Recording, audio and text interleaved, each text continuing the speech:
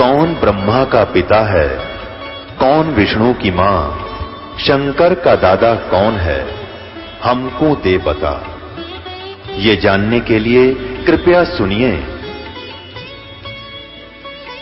जगत गुरु तत्वदर्शी संत रामपाल जी महाराज के अमृत वचन सर्व पवित्र धर्मों के पवित्र शास्त्रों के आधार पर। बोलो सतगुरुदेव की जय। बंदी छोड़ कबीर परमेश्वर जी की जय। बंदी छोड़ गरीबदास जी महाराज जी की जय।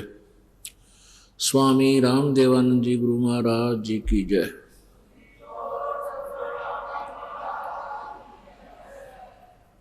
सर्व संतों की जय, सर्व भक्तों की जय, धर्मी पुरुषों की जय, श्री काशी धाम की जय, श्री छुडानी धाम की जय, श्री करोथा धाम की जय, श्री बरवाला धाम की जय। सत साहिब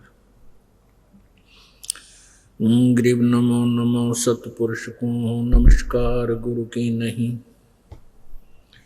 सुर नर मुनि जन साधुआं संतों सर्वस्ती नहीं। सतगुरु साहेब संत सब डंडो तुम प्रणाम। आगे पीछे मध्य हुए तिनको जा कुर्बान। नराकार निर्विषम काल जाल भयभंजनम निर्लेपम निज निर्गुणम अकल अनुबेशुंदनम। सोहम सुरति समाप्तम सकल समान नानीरतलय। उज्ज्वल हीरंबर हरदमम बेपरवा अथाह वार पार नहीं मध्यतम। ग्रीव जो सुमर सिद्ध होई गणनायक गलताना। करो अनुग्रह सोई पारस पद परवाना। आदि गणेश मनाऊं गणनायक देवन देवा। चरण कमल लो लाऊं आद्यंत करूं सेवा। परम शक्ति संगीतम रिद्धिदाता सोई। अवगत गुण अतीतम सत्य पुरुष निर्मोही। जगदम्बा जगदीशम मंगल रूप मुरारी। तन मन अर्पण शेषम भक्ति मुक्ति भंडारी। सुर नर मुनि जन ध्यावे ब्रह्मा विष्णु महेशा।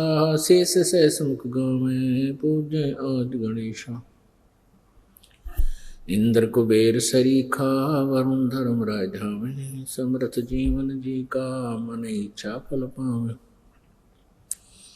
33 कोटि आधारा धावे से 88। उतरे भव जल पारा कट है यम की फांसी। 33 कोटि आधारा दावे से 88। उतरे बहुजल पारा कट है यम की फांसी। कर जोरूं विनती करूं धरूं चरण पर शीश। गुरु जी राम देवानंद जी महाराज जी ने दियो नाम बख्शीश। कोटि कोटि सिजदा करूं कोटि कोटि प्रणाम। चरण कमल में राखियो मैं बंदी जाम गुलाम। कुत्ता हूँ गुरुदेव का रामपाल दास का नाम। गले प्रेम की जेवड़ी जाखे चोभा जाऊं मैं। तो करो तो बावड़ू दूर दूर करो तो जाऊं। जो राखो तो ही रहूं जो देवो सुख।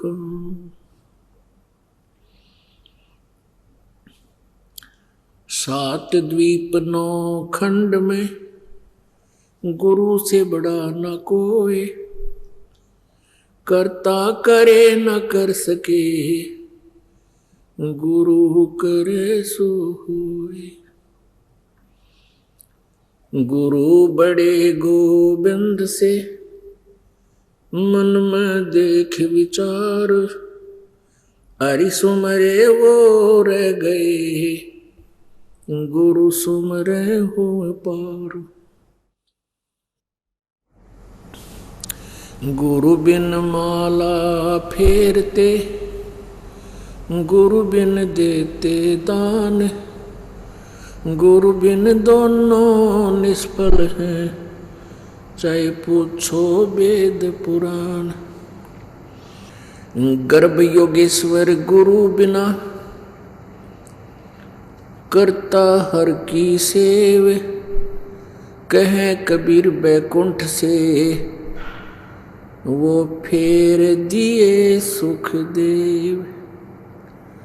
राजा जनक गुरु किए, फिर कीनी हर की सेव, कहे कबीर बैकुंठ में, चले गए सुखदेव। जय इब के सतगुरु मिले, जय इब के सतगुरु मिले, सब दुख आँखों रो, चरणों ऊपर शीस धरूं, कहूँ जो कहनी हो। कबीर साईं मिलेंगे, पूछेंगे कुशलात, आदि अंत की सब कहूँ, अपने दिल की बात। गुरु जी तुम ना भूलियो, चाहे लाख लोग मिल जाएं, हमसे तुमको बहुत है, तुमसे हमको नहीं। तुम्हारे विसारे क्या बने, मैं किसकी शरण में जाऊं। शिव ब्रंच मुनि नारदा, तिनके हृदय न समाऊं। अवगुण किए तो बहुत किए, करत न मानी और, बावे बंदा बख्श दियो, बावे गर्दन उतार। अवगुण मेरे बाप जी, बख्शो गरीब नवाज, जो मैं पूत कपूत हूँ, बहुर पिता को लाज। मैं अपराधी जन्म का, नक्सिक बरे विकार, तुम दाता दुख भंजना, मेरी करो संभोर। सूरत करो मम साइया, हम हैं भव जल माही, आप ही बह जावांगे जो, तुम न पकड़ोगे बाँ। हे बंदी छोड़ दयाल जी, तुम तक हमारी दौड़े, जैसे कागज जहाज का, अब सोजत और न ठोरे। परम पिता परमात्मा पूर्ण ब्रह्म सर्व सृष्टि रचनहार कबीर देव कबीर साहब परम अक्षर ब्रह्म, ये वही परमात्मा है जो बनारस के अंदर सन 1398 ईस्वी में प्रगट हुए, सतलोक से चलकर आए और एक शिशु रूप धारण करके काशी शहर के लहर तारा नामक तालाब के अंदर विकसित कमल के फूल के ऊपर वो परमात्मा विराजमान हुए। लीला करते हुए जो बड़े हुए, जुलाहे के नाम से प्रसिद्ध हुए, क्योंकि नीरू और नीमा नाम के एक जुलाहा दंपति जो निसंतान था परमात्मा को, शिशु रूपधारी परमात्मा को अपने घर ले गए थे। लीला में शरीर से जब परमात्मा बड़े हुए जुलाहे का कार्य करते थे, जिस कारण से वो कबीर जुलाहा नाम से प्रसिद्ध हुए। साथ में सुप्रसिद्ध कवियों में से भी एक सुप्रसिद्ध कवि भी वो प्रसिद्ध हुए, लेकिन वो परमात्मा थे। अपनी महिमा आप ही बताने के लिए इस काल के लोक में आए थे। इस ब्रह्म ने, इसे ब्रह्म कहो, ज्योति निरंजन काल कहो, इसको क्षर पुरुष कहो, क्षर ब्रह्म कहो, ये 21 ब्रह्मांड का स्वामी है। ये हम सभी को यहाँ मिसगाइड करके रखे हुए है। इसने हमें अपने पिता का ज्ञान नहीं होने दिया। हमारा कौन परमात्मा है, हमारा उद्देश्य यहाँ पर क्या है, हम विवश होकर के इतना ही जान सके कि ये जन्मना और मरना यहाँ का अटल विधान है, और संतान उत्पत्ति करना, उनकी परवरिश कर देना, विवाह ब्याह कर देना, उसके बाद हमारी मृत्यु हो जाए, कोई दिक्कत नहीं, हमारा कार्य पूरा हुआ। लेकिन परमात्मा ने आके हमें बताया कि जो कार्य तुमने मनुष्य जीवन से करना था वो तो प्रारंभ भी नहीं कर पाए और जीवन व्यर्थ हो गया। परमात्मा क्या बताते थे? वो परमेश्वर आकर ही यथार्थ ज्ञान बताते हैं, अपनी महिमा आप ही सुनाते हैं, आप ही वो भक्त बनते हैं, आप ही वो दास बनते हैं, स्वयं ही वो एक तत्वदर्शी संत की भूमिका करते हैं, और अनजान लोग उनको कवि नाम से भी जानने लग जाते हैं, क्योंकि वो परमात्मा अपनी महिमा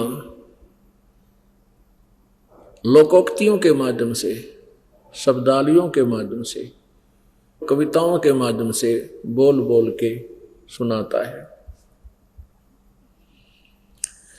कारण क्या है कि हमारे अंदर एक विषय है कान का, हमारे अंदर एक विषय है शब्द का, शब्द सुनने का, और इस विषय के कारण भी हम प्रभावित होते हैं। तो परमात्मा ने इन लोकोक्तियों के माध्यम से, शब्दावलियों के माध्यम से, यानी पद्य भाग के माध्यम से, इसलिए भी अनिवार्य समझा अपने महिमा को गाना सुनाना कि कान के विषय के कारण भी ये कुछ देर मेरे द्वारा सुनाए गए ज्ञान को सुन लेंगे। परमात्मा की बहुत सुरीली आवाज़ थी। कहीं भी खड़े हो जाते थे बाजार में, गांव के किसी कोने पर, किसी गली में, और वहाँ अपने आप अपनी महिमा की वाणी अपने बच्चों को आप ही सुनाने लग जाते थे। एक तारा भी ले लेते थे कभी कोई, तंबूरा बोलते हैं उसको, तो उसको परमात्मा जब कहीं आवाज़ लगा रहे होते थे मीठी मीठी आवाज़ में, पुण्य आत्माएं परमात्मा की सुरीली आवाज़ को सुनकर गाने सुनने के उद्देश्य से वहाँ आकर इकट्ठे हो जाते थे। पुण्यात्माओं, ये परमात्मा की अमर वाणी वो वाणी है जो हमारे करोड़ों पापों का नाश कर देती है। कुछ इस टाइप के पाप हैं हमारे जो परमात्मा की इस वाणी से ही नष्ट होते हैं। कुछ ऐसे पाप कर्म हैं जो परमात्मा के मंत्र से जो जाप दिया जाता है उससे ही नाश होते हैं। परमात्मा की वाणी के सुनने मात्र से भी बहुत से पाप समाप्त होते हैं। और जैसे किसी व्यक्ति को ज़्यादा बुखार हो या कोई ज़्यादा, तो उसको पहले ट्रीटमेंट से, थोड़ा बहुत जो ट्रीटमेंट दिया जाता है उससे कुछ राहत मिलनी शुरू हो जाती है। जैसे ज़्यादा किसी का जबर हो गया है तो उसको ठंडे पानी की बर्फ़ से भी उसकी पट्टियाँ रख करके उसको नॉर्मल किया जाता है।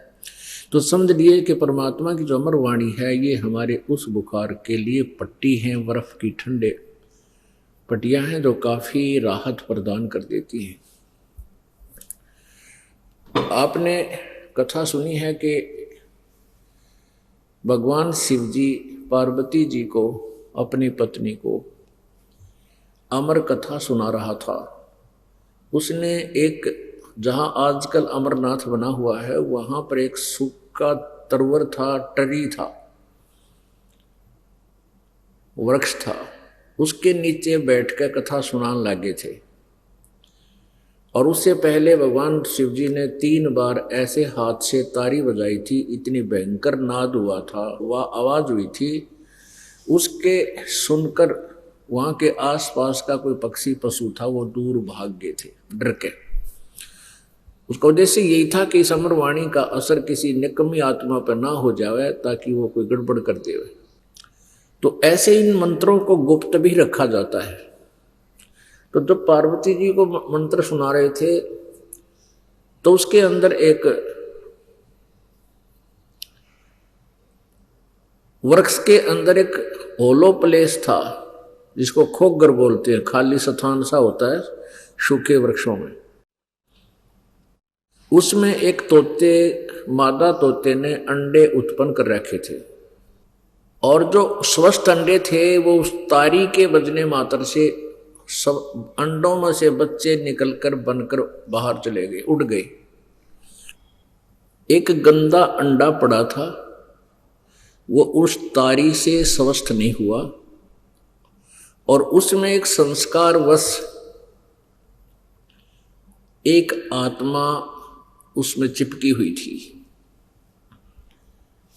पुण्यात्मा, ये संस्कार होते हैं, जैसे कई बच्चे गर्भ में मर जाते हैं, उनका संस्कार गर्भ में ही मरने का होता है। ऐसे ही उस आत्मा का संस्कार था, उस गंदे अंडे में ही वो संस्कार था कि वो गंदे अंडे से ही उसका योग संयोग था। तो भगवान शिव जी ने पूर्ण परमात्मा के बारे में जानकारी शुरू की। अपनात्मा, यहाँ ध्यान से विचार करना कि विचलित हो जाते हैं जो अनजान से बच्चे होते हैं, पहली दूसरी तीसरी बार सत्संग सुनते हैं, कि यहाँ एक प्रश्न मन में उठेगा कि जैसे भगवान शिव जी ने कथा सुनाकर उस गंदे अंडे में जो संस्कारवश एक आत्मा चिपकी हुई थी उसको स्वस्थ कर दिया, वो बच्चा बन गया और वो उड़कर चला गया, तो इससे आपके मन में ये आएगी कि ये भी कर्म के फल को चेंज कर देते हैं। नहीं, ये प्रारब्ध था इसका, और जो प्रारब्ध में लिखा होता है ये परमात्मा, तीनों भगवान, तीनों देवता उसको केवल अप्लीकेबल ही कर सकते हैं, परिवर्तन नहीं कर सकते, अब क्योंकि ये अध्यात्म ज्ञान है और तत्व ज्ञान है। ये वो ज्ञान है जो अभी तक परमात्मा ने, कबीर जी ने किसी को प्रदान नहीं किया था, दास पर कृपा की है। तो इसलिए इसको बार बार सुनाना और समय समय पर इसके जो डाउट क्रिएट होने के स्थान हैं उन कंसेप्ट को क्लियर करना अति आवश्यक हो जाता है। फिर साथ में एक और है कि इसमें जैसे कथा जो परमात्मा की सुनाई जाती है, क्योंकि ये स्वयं भी जीव हैं, ब्रह्मा विष्णु महेश भी एक जीव हैं, आप जैसे ही हैं। इन्होंने अच्छी साधनाएं कभी की थी, प्रभु कबीर जी के उपदेश प्राप्त करके फिर ये पार ना हो पाए, ये काल का फंस गए, इबिन को यहाँ के प्रभु बना लिया, स्वामी बना लिया अपने स्वार्थ के लिए। ये भी ध्यान रखना कि ये कथाएं जो सुनाई जाती हैं ये भी परमात्मा की ही महिमा गाते हैं, लेकिन दुर्भाग्य इनका ये है कि इनको उस परमेश्वर के पाने का, वहां सतलोक जाने का वो मंत्र प्राप्त नहीं हो पाया, क्योंकि मंत्र भी परम संत से लेकर ही कार्य करता है। जैसे अपॉइंटमेंट लेटर होता है, उसमें 4 पंक्तियां 4 लाइन होती है, उसको कोई भी लिखकर टाइप कर सकता है, अपने साइन भी कर कर दे सकता है, लेकिन वो अप्लीकेबल नहीं हो सकता, उसका लाभ नहीं मिल सकता, अधिकारी ही उस पर साइन करे तो उसका लाभ मिलता है। तो ये मंत्र जो थे इनको प्राप्त नहीं हुए, लेकिन ये महिमा परमात्मा की ही सुनाते थे, और मंत्र जो जाप करते थे वो अन्य थे। तो परमात्मा की महिमा, जैसे आप देवी पुराण में 7वें स्कंद में वो देवी हिमालय को ब्रह्म के बारे में जानकारी दे रही है। वो महिमा तो गा रही है, सुना रही है उस पूर्ण परमात्मा की, कि वो किसी की बुद्धि में आने वाला नहीं है, वो अक्षर ब्रह्म है, वो सबकी बुद्धि से पार है। और मंत्र बता रही है ओम, और फिर कहती है ब्रह्म का यही मंत्र है। इनको खिचड़ी ज्ञान था, इनके पास कोई तत्व ज्ञान नहीं था।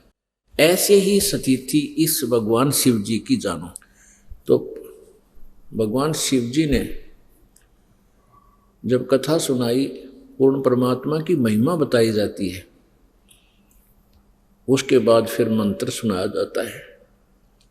तो जो ही वो महिमा सुनाई तो गंदा अंडा जो था वो स्वस्थ हुआ, उसमें बच्चा बन गया। और जो ही वो अंदर की स्थितियां बताने लगे कि मूल कमल में गणेश जी हैं, कमल जैसी अंतड़ियां अंदर बनी हुई हैं, उनके 4 पंखड़ी हैं, ऐसा कलर है, गणेश जी का वास है फिर नाभि कमल में। ऐसे बताते बताते कंठ कमल से ऊपर की तरफ जब चले, पार्वती जी समाधिस्थ होगी। बोलना, हुंकारे भरना बंद कर दिया। हाँ जी, हाँ जी। तो अंडे से बने हुए तोते ने, गंदे अंडे से, उसने हुंकारे भरने शुरू कर दिए। तो भगवान शिव जी ने देखा कि पार्वती तो समाधिस्थ होगी है, बोल कौन रहा है। फिर वो आत्मा जो परमात्मा की महिमा की वाणी से चार्ज हो गई थी, वो शरीर छोड़गी तोते का, आकाश में उड़ लिया। पहले तो तोते वाले शरीर में उड़ा, फिर आगे जाके तोते वाला शरीर छोड़ करके वो वेद व्यास जी की पत्नी के गर्भ में चले गए। ऐसी कुछ सिद्धियां आ जाती। अब जहां ये प्रसंग हम वहीं आते हैं वापस। तो परमात्मा कबीर जी वो तो समर्थ थे, और समर्थ के मुख से उच्चारित वाणी और ज्यादा अफेक्ट करती है। पुण्यात्मा, एक शब्द प्रधानमंत्री कहता है, प्रधानमंत्री जी बोलते हैं कि ये एक करल कॉलेज सैंक्शन किया जाता है, कर दिया और काम शुरू कर दो, तो हो गया शुरू। और उसके अतिरिक्त कोई और मंत्री करते हैं तो उसमें डिले हो सकती है, लेकिन प्रधानमंत्री ने कह दिया तो मिनटों में शुरू हो जाता है। इसी प्रकार यानी परमात्माओं की भिन्नता, उनकी सूक्ष्मता में अंतर समझने के लिए ये आपको यहाँ के उदाहरण देने अनिवार्य है। फिर क्या हुआ, परमेश्वर कबीर जी समय समय पर किसी भी गांव नगर में जाकर और अपनी महिमा आप ही सुनाया करते थे कविताओं के माध्यम से। और जिस कारण से बहुत से भक्तजन उनके उस वचनों को सुनने के लिए आ जाया करते थे। ऐसे परमात्मा रह कर जाते थे। एक समय कई स्थानों पर भी प्रकट हो जाया करते थे। उस समय मीडिया नहीं था। आजकल तो एक स्थान पर प्रवचन कर दिए जाते हैं, उन प्रवचनों का फिर आगे कैसेट बना करके मीडिया चैनल को दे दिया जाता है, और फिर उस चैनल के माध्यम से एक ही समय में लाखों स्थानों पर टेलीविज़न के माध्यम से वो प्रचार किया जाता है। आजकल तो बहुत आसान है अपने ज्ञान को जनसाधारण तक पहुंचाना, लेकिन आज से 600 वर्ष पहले ना कोई लाउड स्पीकर था, ना कोई और व्यवस्था थी, ना कोई व्हीकल थे। तो परमात्मा ने स्वयं ही मीडिया का कार्य किया। एक दिन में सैकड़ों स्थानों पर सैकड़ों रूप बनाकर उसी रूप में एज इट इज सैकड़ों स्थानों पर प्रकट हो जाते थे, हजारों स्थानों पर, और वहां फिर अपनी ये वाणी सुनाया करते थे। जो पुण्यभागी प्राणी उनकी उन वाणी को सुनता था, उनके पाप नॉर्मल हो जाते थे। समझो जैसे तेज बुखार पर बर्फ के जल की पट्टी कर दी हो। और फिर धीरे धीरे जब वो पाप उनके कुछ अक्षीण हो जाते थे, रुचि बढ़ती थी भगवान की। तुलसी पिछले पाप से हरि चर्चा न भावे, जैसे जबर के बेग से भाई भूख बेदा हो जावे। कबीर परमेश्वर जी भी कहते हैं, कबीर पिछले पाप से हरि चर्चा ना सुआवे, या ऊंग के उठ चले ना और बात चलावे। तो ऐसे जो कर्महीन पापों से ज्यादा ग्रस्त होते हैं वो प्राणी, वो परमात्मा की चर्चा नहीं सुन पाते, उनको वो अच्छी नहीं लगती। जैसे तेज बुखार हो जाने से प्रतिदिन खाने वाला आहार भी अच्छा नहीं लगता, कड़वा लगने लग जाता है। उस बुखार ने शरीर की व्यवस्था को इतना कंडम कर दिया कि उसको स्वादिष्ट वस्तु भी अब कड़वी महसूस हो रही है। उसका ट्रीटमेंट क्या है कि न चाहते हुए भी सत्संग, परमात्मा के वचन अवश्य सुनने चाहिए। जैसे कड़वी कुनीन होती है, टैबलेट जीभ पर रखी भी नहीं जा सकती, और वो भी न चाहते हुए, कड़वी लगते हुए भी उसको खाना पड़ता है, पानी के साथ गिटकना पड़ता है, फिर वो उस बुखार को नरम करती है। और जब बुखार उतर जाता है, सूखी रोटियां भी स्वादिष्ट लगती हैं। और पहले काजू, किस्मत, सेब, संतरे भी कड़वे लग रहे थे। पुण्यात्मा इसी प्रकार या परमात्मा की चर्चा मनुखादाक है, और जिनके पाप ज्यादा है उनको ये कुनीन की तरह कड़वी लगती है। इसका ट्रीटमेंट यही है, इसका विकल्प यही है, समाधान भी यही है कि न चाहते हुए भी सत्संग में सुनता ही रहे, चाहे मन कितनी बकवाद करे। फिर कुछ दिनों के बाद देखना आपकी कितनी रुचि होगी, वो बुखार कम हो जाएगा, आत्मा जागेगी, और फिर इसको डट के भूख लगेगी। जब तो हम पड़ोस में भी कहीं सत्संग हो नहीं जा पाते थे, चले गए 10 मिनट में उठकर आ जाते थे, और अब 200-200, 400-400 किलोमीटर जाकर भी ये सत्संग रूपी आहार आपको करना पड़ेगा, इतनी भूख जगेगी आपकी आत्मा। तो परमात्मा इसी दृष्टिकोण से पहले अपने शब्दावलियों के माध्यम से सुनाया करते थे, लोकोक्तियों के माध्यम से सुनाया करते थे, और जिस कारण से वह प्रसिद्ध कवि भी प्रसिद्ध हो जाते थे। लेकिन वो थे भगवान, वो परम पिता थे, परमेश्वर थे, सर्व सृष्टि रचनहार थे, वो कुल मालिक थे भी, हैं भी, और आगे भी रहेंगे। अपनात्मा यू कहने मात्र से यह बात नहीं बनती, क्योंकि सभी, जैसे कोई श्री कृष्ण जी विष्णु जी का पुजारी है, वो कहता है विष्णु ही फाइनल गॉड। कोई भगवान शिव जी की पूजा करता है, वही उसको सर्वेश्वर और महेश्वर की संज्ञा दे करके, उपमा दे करके उसी को फाइनल गॉड बताता है। कोई दुर्गा की पूजा करता है तो दुर्गा को फाइनल गॉड बताता है। कोई ब्रह्म तक परिचित है, ब्रह्म को अंतिम भगवान मानकर उसकी पूजा में लीन है, लगा है। और हम जिस गॉड की बात करते हैं वो अभी तक आपकी पिक्चर में कभी आया ही नहीं। अब उस गॉड को गॉड सिद्ध करना वेरी डिफिकल्ट काम हो गया। परमात्मा को परमात्मा ही सिद्ध करना बहुत डिफिकल्ट बन गया। लेकिन आज परमेश्वर ने जो कृपा हम पर बख्शी है, ये मीडिया दिया है, इलेक्ट्रॉनिक सिस्टम दिया है, कंप्यूटर दिया है, इंटरनेट और सैटेलाइट दी है, ये God given, Kabir God given है। जीव के बस का नहीं इनको बना दे। चौथा युग आ गया, अभी तक क्यों ना किले बनाए, पहले क्यों नहीं बनाए सैटेलाइट, फलाने लाइट। अब ये मालिक ने बुद्धि दी है इसलिए कि मैं अपने बच्चों को इसके माध्यम से बहुत आसानी से समझा सकूंगा। और शिक्षा भी मालिक ने दी है, नहीं पहले कोई शिक्षा नहीं थी अपने पूरे विश्व में, क्योंकि शिक्षा की आवश्यकता ही नहीं थी, नैतिकता की आवश्यकता थी, वो नैतिकता परिपूर्ण थी। अब शिक्षा के अवगुण अधिक है, गुण केवल एक महसूस हुआ है कि हम परमात्मा को पहचान सकते हैं स्वयं सदग्रंथों को पढ़कर। नहीं, ये इस विद्या ने तो हमारा बट्ठा बैठा दिया मानव का। केवल रोजी रोटी तक सीमित हो गए। डॉक्टर बनता है, पढ़ाई करता है बच्चा, उद्देश्य दुनिया लूटना ही होता है उसका।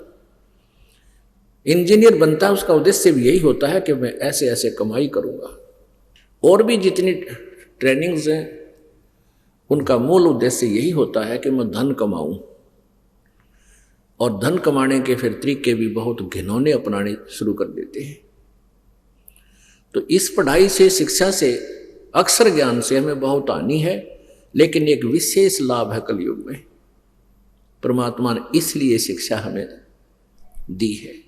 वो विशेष लाभ ये है कि हम भगवान पहचान लेंगे और यहाँ से पीछा छुटवा लेंगे। और साथ में मालिक ये भी कहते हैं, कोट जन्म तन भ्रमत हो गए, कुछ ना हाथ लगा रे। तो हम उस कंसेप्ट को फिर क्लियर करते हैं कि हम बताते हैं Kabir is god, complete god. Kabir ji पूर्ण परमात्मा हैं। कौन से कबीर जी? जो बनारस में जुलाहे की भूमिका करने आए थे और शिशु रूप धारण किया था। उस समय उन्होंने जो लीला की थी, और वो वेदों में लाखों वर्ष पहले लिखी हुई थी कि भगवान परमात्मा, वो परम अक्षर ब्रह्म जब पृथ्वी पर आता है, किस उद्देश्य से? अपनी प्यारी आत्माओं को, अपनी श्रेष्ठ दृढ़ भक्तों को अपना ज्ञान देने के लिए, यथार्थ ज्ञान भक्ति मार्ग का समझाने के उद्देश्य से परमात्मा को यहाँ आना पड़ता है। पुण्यात्माओं विचार कर लेना, ये तत्व ज्ञान कितना कंपलसरी है, कितना इम्पोर्टेंट है, जिसके लिए परमात्मा ने आना पड़ा। ये उपलब्ध नहीं था। कबीर परमेश्वर कहते हैं, सो हम शब्द हम जग में लाए, सार शब्द हमने गुप्त छुपाए। जो विशेष मंत्र था वो भी परमात्मा स्वयं ही लेकर आए। यहां ओम से ऊपर कोई मंत्र नहीं था। परमात्मा अपनी वाणी में प्रत्येक युग में लाते रहे, लेकिन इन अज्ञानी ऋषि महर्षियों ने परमेश्वर के उस सूक्ष्म वेद को स्वीकार न तो किया और न ही पब्लिक को करने दिया। तो क्योंकि उस समय जनता अशिक्षित होती थी, केवल एक वर्ग ही अक्षर ज्ञान प्राप्त करने का अधिकारी होता था, जिसको ऋषि महर्षि ब्राह्मण कहा करते थे। और जिस कारण से अभी तक ये अविद्या छाई रही। इन अनाड़ियों ने, अज्ञानी ऋषि महर्षियों ने जिसको भी भगवान बता दिया, हम उसी को भगवान मानकर पूजने लगे। अब कोई गधी को गाय बता दे, जिसने कभी गाय देखा ना हो, तो गधी बांध के बैठ जाएगा। तो उसे मिलना क्या है? अंडरस्टूड है। ऐसे ही हमें जो परमात्मा चाहिए था, उसके स्थान पर हमारे को ये और ही पत्थर भगवान बता दिए।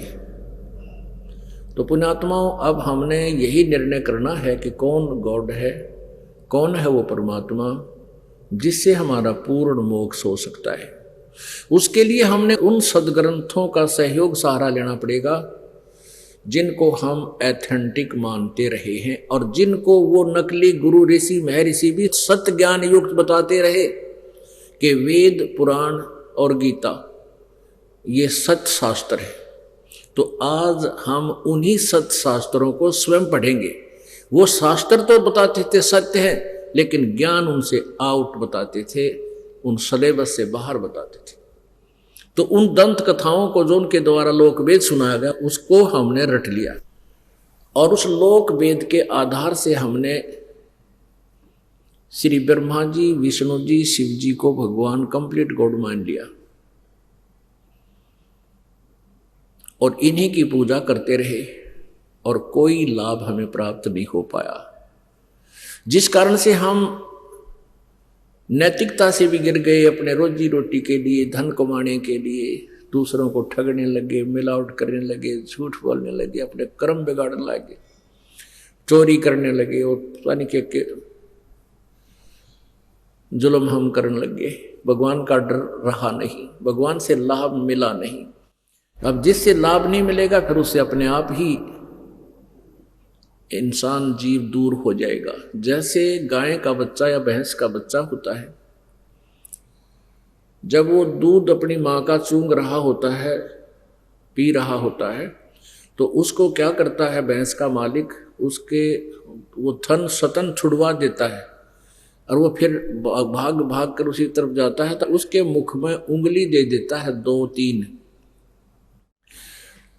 और वो भैंस का बच्चा या गाय का बच्चा उस उंगलियों को थन समझकर कुछ देर तो चूसता रहता है। वो धीरे धीरे उसको पकड़ कर ले आता है, खुट्टे से बांध देता है, फिर वो छोड़ देता है। वो अपने आप छोड़ देता है 2 सेकंड में कि ये तो वो वस्तु नहीं है जिसमें वो आनंद था।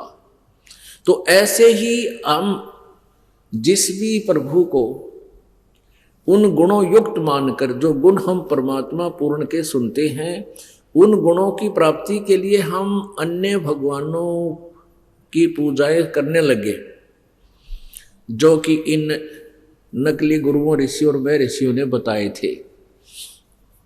तो उनसे हमारे प्रारब्ध में कोई परिवर्तन हुआ नहीं, पाप कर्म कटे नहीं, दुख निवारण हुआ नहीं, कोई हमारे प्रारब्ध में परिवर्तन नहीं हो पाया। जैसे हम धनी बनने के लिए कोई जंतर मंतर किया वो सफल हुआ नहीं, कोई रोग काटने के लिए, समाप्त करने के लिए कोई साधनाएं की वो ठीक हुआ नहीं। तो हम परमात्मा से उल्टे हटकर हम फिर अन्य तरीके अपनाने लगे। सेठ धनी होने के लिए ये विद्या बन गई, पहले वैद्य होते थे। हमने भी देखा कुछ ऐसे व्यक्ति थे गांव में जो अपना कर्म भी करते थे, खेती बाड़ी, और खेतों में से जैसे उनको कोई विद्या पता प्राप्त थी, 1-2 बीमारी की वो औषधि जानते थे, और वो कूट छेद कर तैयार रखते थे, कोई पैसा नहीं लेते थे, दवाई दे देते थे, उनको राहत मिलती थी, फ्री दिया करते थे, वो पुण्य समझते थे इसको। आजकल के डॉक्टर देख लो आप, पुण्यात्माओं, ये सच्चाई दास को कहना पड़ रहा है, और सच्चाई के बिना, इस कड़वी सत्य के बिना जीव का असर नहीं हो सकता। आप देख रहे हो जगह जगह पता नहीं कितने को हॉस्पिटल, एक शहर में 10-10 हॉस्पिटल, और उनकी लाइन ही टूटती, इतने लंबे लंबे,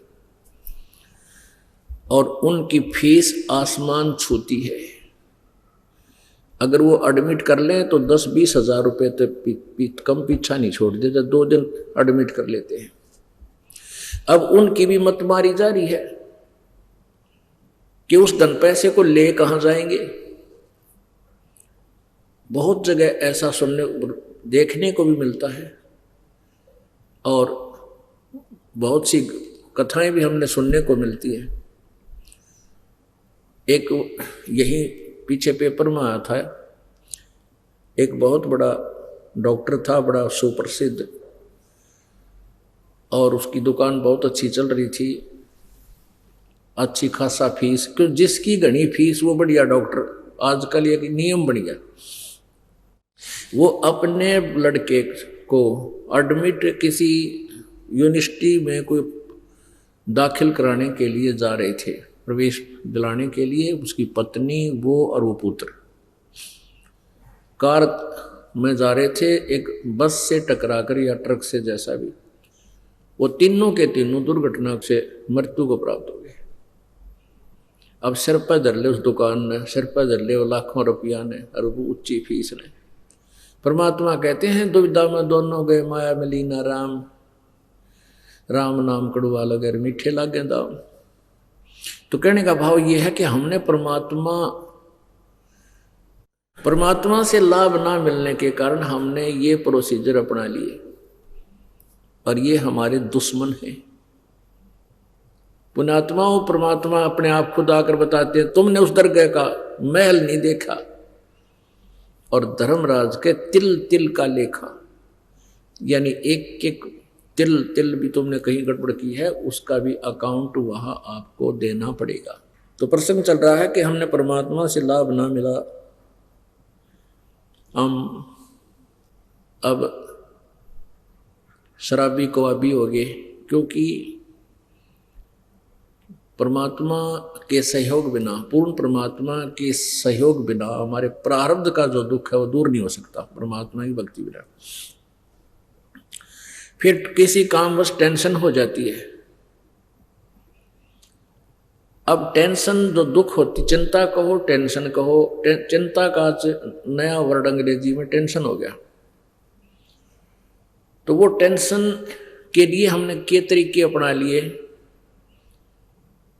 कोई बीड़ी सिगरेट पी रहा फटाफट, भाई क्यों, मेरा टेंशन हो गई इसलिए पी ली। नाम लेने के बाद भी अनजान एक आध आकर बताता है, जो पता लगता है कि ये गलती होगी, कहने लग कहता है जी मुझे मेरे पर गलती होगी, नाम खंड हो गया। क्यों, क्या किया भाई, कि सिगरेट पी ली। सिगरेट क्यों पी, कि टेंशन हो गई थी। अरे भले आदमी, सिगरेट ही टेंशन दूर करती है। कोई कहे जी शराब पी ली मैंने, टेंशन हो गई थी। तो पहले तो वो ज्ञान समझते नहीं, समझने के बाद परमात्मा की भक्ति करे उस टेंशन में, और फिर देखना मालिक का खेल कैसे दया करते हैं वो। तो ये टेंशन दूर करने के तरीके हमने अपना लिए। शराब पीना, बीड़ी पीना, या फिर नशे की गोलियां खाने लग जाते हैं, ये टेंशन नहीं। शराब पीने के बाद 10 मिनट तक चलो हो जाएगा टीटी, फिर उसके बाद फिर उतरते हैं, फिर वही बात, वो टेंशन तो नहीं होगी नहीं जिस कारण से। अब वो कारण, जिस कारण से टेंशन है वो कारण समाप्त हो तो टेंशन दूर हो।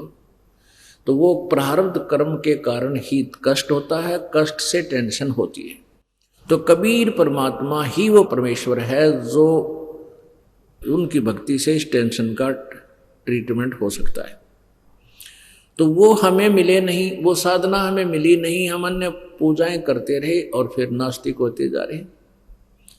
पूरा चीन कम्युनिस्ट बन गया। कम्युनिस्ट का दूसरा नाम नास्तिक समझ लो। नास्तिक जो भगवान को ना माने, परमात्मा है ही नहीं। और पूरा यो क्या नाम, रूस, यो सारा का सारा नास्तिक यानी कम्युनिस्ट बन गया। और पहले चीन के अंदर, चीन कंट्री में महात्मा बुद्ध के विचारों को बहुत माना जाता था, सभी उसके पुजारी थे। अब महात्मा बुद्ध के द्वारा दिए गए भक्ति ज्ञान और समाधान से, भक्ति से कोई लाभ किसी को हुआ नहीं, और सब ने यही मान लिया कि अपना धंधा करके खाने से ही गुजारा होगा, कुछ नहीं रखा ही भक्ति भक्ति में। और काल भगवान यही चाहता है कि ये नास्तिक बन जा, फिर टंटा कट जा कलयुग तक। अभी तक ये पहले कोई नास्तिक नहीं थे, ना चीन वाले नास्तिक थे, ना रूस वाले नास्तिक थे। इनके पूर्वज जो थे बहुत अच्छी आत्माएं और भक्ति किया करते थे, मालिक से डरने वाले होते थे। अब इस कलयुग का पीक टाइम, भक्ति का पीक टाइम है अब जो शुरू हुआ है, इसके लिए इसने युग काल ने सारा खड़ा करवा दिया। ये चल तो रहा था, सतयुग से ही ऐसा करता आ रहा है, लेकिन सतयुग त्रेता द्वापर में पुनकर्मी प्राणी आते थे और वो भगवान की भक्ति भी करते थे, और उनको मिलती थी राहत उनके प्रारब्ध से, और वो सोच लेते थे हम इस भक्ति से जो साधना करें इससे हमें ये हमारा संकट दूर हो गया। नहीं, लेकिन उनमें आस्तिकता बनी रही, इसलिए काल नहीं कुछ कर पाया। अब कलयुग में ना तो पिछले पुण्य रहे जिसके कारण परमात्मा वो लाभ दे सके। जैसे एक टटीरी थी, महाभारत का एक इतिहास है, उसमें बताया कि एक बहुत अच्छी कोई आत्मा थी, पुण्यकर्मी प्राणी था। वो किसी कारणवश एक योनि टटीरी पक्षी का भोग रही थी। उसने कुरुक्षेत्र के मैदान में जहां महाभारत का युद्ध होना था वहां पर अंडे उत्पन्न कर दिए, और उसी समय उधर सेनाएं आनी शुरू होगी। तब उसने अर्ज की थी, परमात्मा मेरे बच्चों की, मेरे अंडों की रक्षा करो। तो परमात्मा ने उसकी पुकार सुनकर उसके अंडों की रक्षार्थ एक बहुत बड़ा, जैसे हाथी होते थे पहले, बड़े भारी भारी हाथी थी, उनके गले में एक टल घंटी बांध दिया करते, घंटा हुआ था पूरा, कोई मणका। तो वो टूट के उस अंडों के ऊपर गिर गया, सारा महाभारत हो गया, अग्नि बाण छुटे और 18 करोड़ जनता कटके मरगी, पर बच्चे नो के नो, अंडे जो के तू पाए।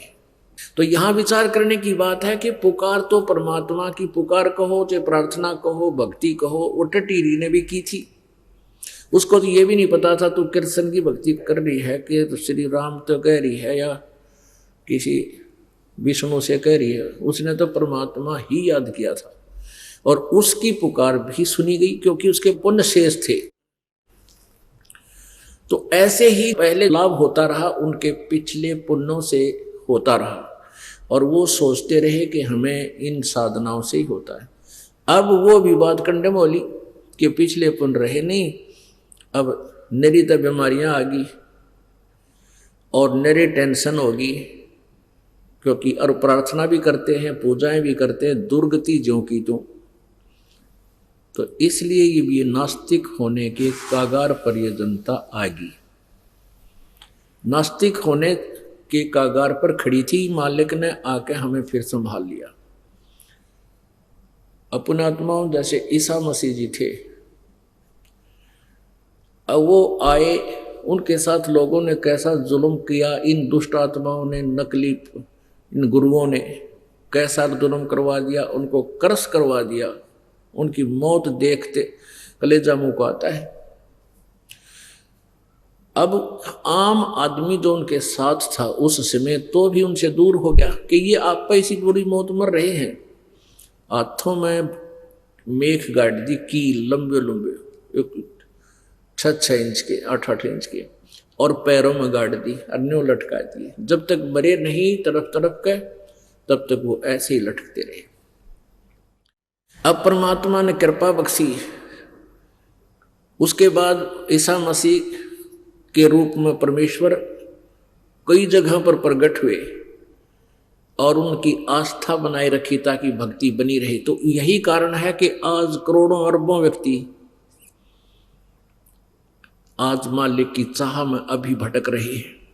ये तो काल ने चाहा था कि नास्तिक हो जाए उसी समय से, और कोई भगवान को चाहे नहीं कि देखो ये के बुरी मौत मर गया, ये भगवान का बच्चा कहलाता था।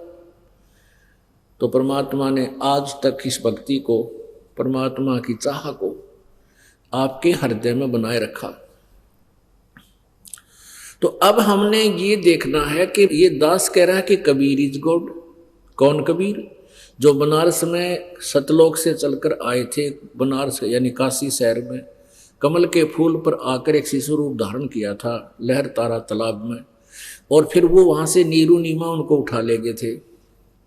और जब परमात्मा सतलोक से आते हैं, शिशु रूप धारण करते हैं और फिर एक लीला में शरीर बड़े होते हैं, तो वो सारी क्या क्या क्रियाएं करते हैं वो वेदों में लिखी है। और इन वेदों को हम नहीं समझ सके थे पहले, क्योंकि हमारे पूर्वज अशिक्षित थे, अक्षर ज्ञान नहीं था। और जिनको अक्षर ज्ञान था, संस्कृत भाषा आती थी, वो अज्ञानी थे, उनको तत्व ज्ञान नहीं था, जिस कारण से उन्होंने अपने सदग्रंथों को ठीक से नहीं जाना, नहीं समझा।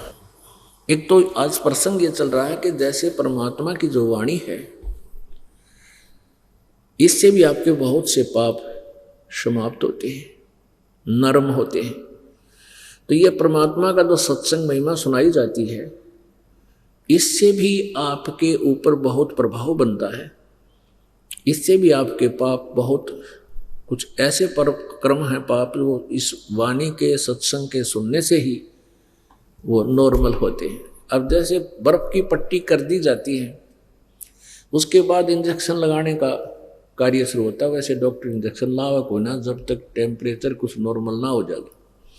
तो इसलिए पहले ही सत्संग के माध्यम से आपका टेम्परेचर डाउन किया जाता है, फिर आपको उपदेश मंत्र दिया जाता है, जो इंजेक्शन टेबलेट्स हैं, जो फिर इस पाप के जो कर्मों को सदा के लिए समाप्त कर देंगे, इस जन्म मरण के रोग को, उसके लिए ये प्रयत्न है। अब आपको ये दिखाते हैं कि परमात्मा 600 वर्ष पहले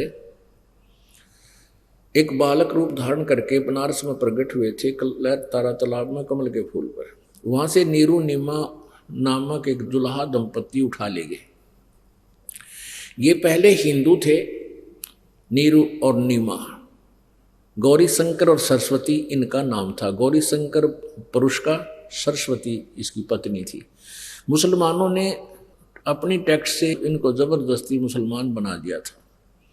इनका नाम भी बदल दिया था, नूर अली रख दिया गौरी शंकर का, और नियामत रख दिया नीमा का। उसका सरस्वती का। तो फिर ये नीरू और नीमा नाम से प्रसिद्ध हुए। जब परमात्मा 25 दिन के हो गए, कबीर देव जी जब 25 दिन के हो गए और 25 दिन तक कुछ भी आहार नहीं किया, ना दूध पान किया ना जल पान किया, और तो करना ही क्या था 25 दिन के बालक ने। और स्वस्थ ज्यों के त्यों, लेकिन नीमा जो मुंह बोली मां थी वो और बहुत चिंतित होगी, विलाप करने लगी, रोने लगी बुरी तरह। और जब ये हिंदू थे, शंकर भगवान जी के कट्टर पुजारी थे, आज भी भगवान की चाह उनके हृदय से कम नहीं हुई थी, भगवान शिव जी की चाह दो थी। तो नीमा रो रो कर कह रही थी, हे भगवान शिव जी, हे शिव भगवान, हे शंकर भगवान, पहले तो हम नहीं संतान थे, हमारा कोई संतान नहीं थी, आपने कृपा बख्शी कमल के फूल पर, और वहां आकर के आपने कमल के फूल से हमें एक बालक दिया, और आज ये कुछ आहार नहीं कर रहा है, हे भगवान यूं मरेगा और साथ मैं मरूंगी, क्योंकि इस बालक बिना मैं जीवित नहीं रह सकती। बहुत बुरी तरह विलाप कर रही थी। तो भगवान शिव जी शिवलोक से चलकर आए, एक साधु संत का रूप धारण किया। उसने पूछा, माई क्यों रो रही है, क्या बात है बेटी। नीमा ने अपनी सारी कथा बताई कि प्रभु पहले तो हमारा कोई बालक नहीं था, मेरे भगवान शंकर जी ने मेरी पुकार सुनी, एक कमल के फूल पर बच्चा मिला, और ये कुछ आहार नहीं कर रहा, 25 दिन हो गए, ये मृत्यु को प्राप्त होगा, और इस बच्चे के मरते ही मैं भी अपना आत्महत्या करूंगी, मैं जी नहीं सकती।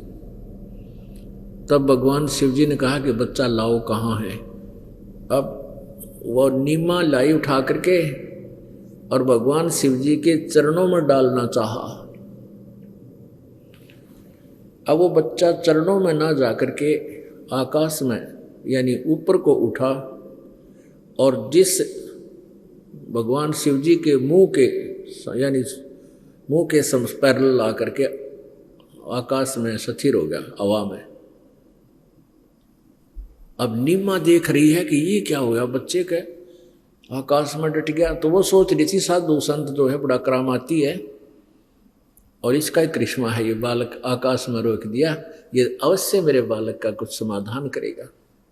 शिव जी ने ऐसे किया, बच्चे को जैसे हाथ में लेते हैं गोद में, तो परमात्मा वहां से आकर उनके हाथों में आ गए। तब कबीर परमेश्वर 25 दिन के बालक ने कहा कि शिव जी इनसे कहो कि कंवारी गाय ले आवे, और कंवारी गाय पर आप उस पर आशीर्वाद दे देना, वह दूध देवेगी और मैं वो दूध पीऊंगा। तो 7 बार ऐसी चर्चा हुई इनकी आपस में। फिर नीमा को बता दिया, माई ये बेटा मरा को नहीं, ये मरने वाला नहीं है। तो नीमा ने कहा कि महात्मा जी, आपकी इस सुख की सांत्वना से मेरा समाधान नहीं हो सकता, मेरा तो दिल जब डटेगा तो ये दूध पी लेगा बालक। तो उस भगवान शिव जी ने कहा कि आप एक कुंवारी गाय मंगाओ और एक कोरा बर्तन कुमार के घर से मटका लाओ। ऐसा ही हो गया। भगवान शिव जी ने उस कुंवारी बच्चिया के कमर पे हाथ मारा, जैसे आशीर्वाद भरी थपकी मारते, अपने आप लंबे लंबे सतन हो गए और उनसे दूध की धारा बह चली। वो पात्र भर गया, अपने आप रुक गई। उस गाय ने फिर डेली दूध दिया सुबह से, और परमात्मा ने, कबीर जी ने पिया। अपने आत्माओं, ये कहानी आज नहीं, 600 वर्ष पहले की घटना आज तक उनकी लीला में लिखी हुई है परमात्मा की। और आज यही वेदों में लिखा है कि परमात्मा जब शिशु रूप धारण करके वो पूर्ण परमात्मा यहाँ आता है तत्व ज्ञान समझाने की उद्देश्य से, तो वो ऐसी लीला करता है। ऐसी लीला किसी कृष्ण जी में हो या विष्णु जी का हो, शिव जी का हो या किसी और देवता का हो, देवी की हुई हो, और ईसा मसीह जी की हुई हो या हजरत मोहम्मद जी की हुई हो, कोई बता दो हमने लाकर। आज वेद बता रहे हैं। तो पुण्यात्माओं, अब हमें अपने भगवान के पहचानने में कोई गलती ना बढ़ेगी। भक्ति करना कोई बड़ी बात नहीं, साधना करना बहुत ही आसान है, परमात्मा पाना सबसे सिंपल वे है, सबसे साधारण तरीका है, सबसे बगैर मेहनत के होता है। जैसे हम पेट के लिए कितना प्रयत्न करते हैं, एक रोटी बनाते हैं, खाना बनाने के लिए बहनों ने कैसा जुगाड़ करना पड़ता है कि भगत तो कमाएंगे खेता में या मजदूरी दुकान पर नौकरी का, फिर 2 पैसे इकट्ठे करके रोटी व्यवस्था करेंगे, आटा लाएंगे, फिर बर्तन, तवा, परात, चमटा, पलटा, कड़छी, फिर गैस और चूल्हा, सब्जी च नमक, मिर्च, मसाला, हल्दी, आदि आइटम भी याद भी ना हो मेरा, इतनी इकट्ठी करनी पड़े। और फिर डेली सुबह शाम कितना एक आवश्यक काम हो बनावर खावा, और परमात्मा के नाम में कुछ भी ना लेना। नाम उठत ना हम बैठत नाम सोवत जागवे, नाम खाते नाम पीते नाम से ती लागवे।